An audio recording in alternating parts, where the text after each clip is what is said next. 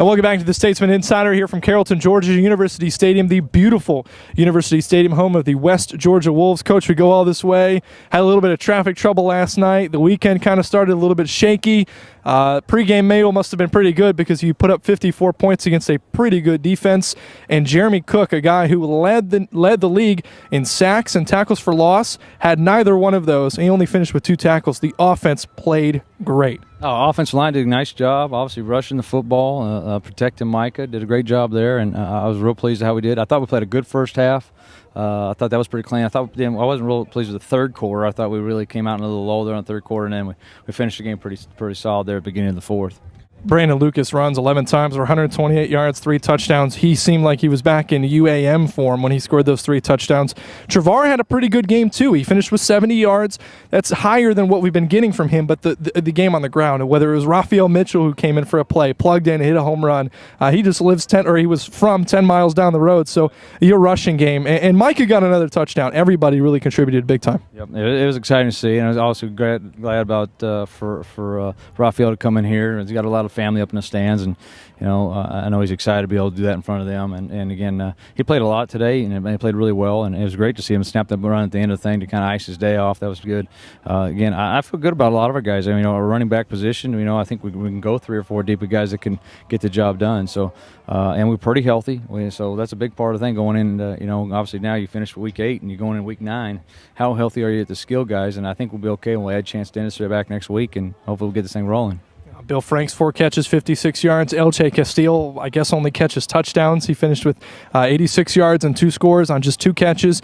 Your offense in terms of that department, throwing and catching the football, also incredible. You just don't want to have these shootouts. The defense is eventually going to have to step into the football game. Penalties was also an issue, but the defense did a pretty good job against a team that was pretty run-heavy. Well, I thought we played a good first half. We preached all week about coming out and starting the game fast. We did well there early, and then right before half, I think we almost ended a different game with the pick before the half, and I get inside the 10, kind of leads to the thing that kind of floodgates open. And I just don't know how mature we are right now on the defense side of the ball to be able to handle when things go wrong. And that kind of goes into the halftime, and they're kind of down faces and stuff, and try to get them back up there. And I think it kind of lagged into the third quarter. Just didn't play well, didn't tackle well in the third quarter at all. And that's just simple football, little things that we didn't do. So.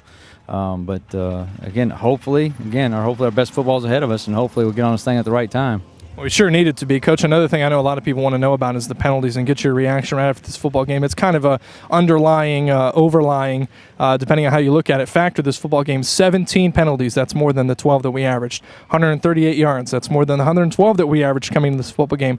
Penalties still are being a factor. Luckily, they didn't win or lose this game. Oh yeah, there were some things. Again, there were some stupid penalties. There were some things that guys just, run out of things to say about. Yeah, you run out of things. How many times can you do that? But I'll say, our kids play hard. They practice hard. They are competing. They want to win bad. They are playing fast. And again, what we've talked all along, guys, is we have won in the last couple of years because our kids have played so daggum hard. And you turn around and you don't play hard. Yeah, you can play a little cleaner, but again, I don't know. To be honest, I don't know about our talent level. If we don't play hard and we don't play at a reckless, abandoned level, I don't know if we're sitting at 6-2. Right. I think we calm them down, but we're probably 4-4 right now. And we're going to continue to do the things we do, and we're going to play at a high intense level, and we're going to try to correct the things that we can correct, and. It's the stupid ones after the personal fouls. That's what really upsets me. So you hear that, fans? It's either the penalties or we lose. I'm pretty sure everybody would rather have us win. Speaking of another win that helps us a lot, OBU nips UNA.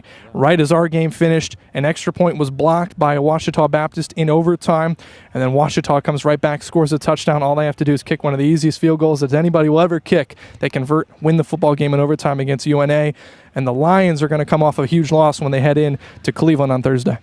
Yeah, I know that. It's going to be a short week, obviously, a quick turnaround, and we got to come out and obviously it's always been a big rivalry, been a big game, and I know that. And right now, this type of club, I don't know if we can worry about anything else but ourselves. I think that's really where we're at right now. I don't even know how much we can concern ourselves about UNA.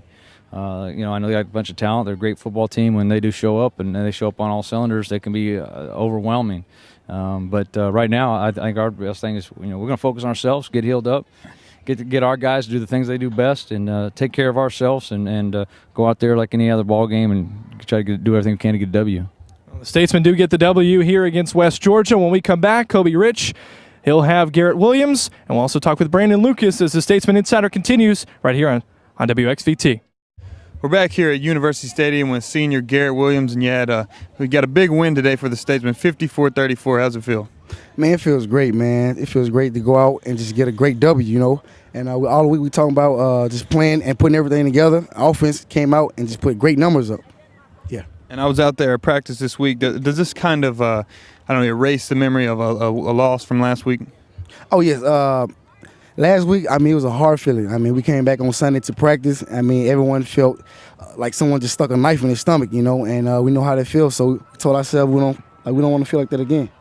All right, going into next week, a tough battle, quick turnaround on Thursday, playing UNA, one of the best defenses in the conference. Just talk about that.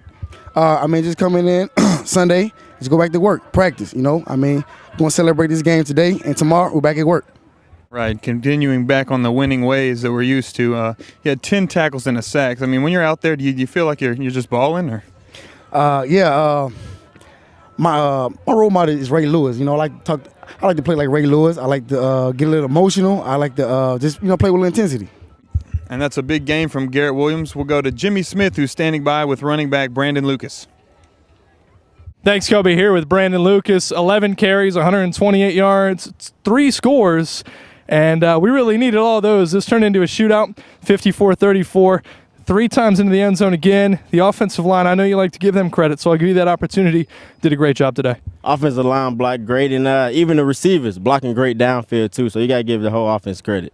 Now, this kind of turned into a running back shootout. They had 2 great running backs in Kennebrew and Holloway. We have 2 pretty good running backs as well, yourself and Travar Deed. Was that kind of the mantra going into this game, that it was going to be a running back on running back battle? Not really. We didn't know too much about the offense, so we didn't know what to expect from them offensively. We just knew that, as running backs, we were going to have to do our job when our names was called. Now, it seemed like early in the game, up the middle between the tackles was really where the running was coming from. And then as things progressed, as they got tired and we kept running in fresh legs, outside is where we really started to run. Your speed and your shiftiness is kind of where you need to be, is the outside. Right, just great play calling by the offensive coordinator. They saw that, the outside was going to be open, and they just started calling more plays to the outside. And we also got word that UNA lost right as our game finished. OBU beat them in overtime, so that sets up an angry Lions team coming in next Thursday. Quick turnaround. What looked to be the most important game of the year, but UNA taking that loss, it doesn't take away from what it means to us. So with the quick turnaround, how do you guys gear up for one of the biggest ones of the year? The coaches still get us prepared, and as a team, we know what we still have to do. We know we still have to come out and win that game, because right now, the conference is in our hands. We just got to come out and play like we're supposed to.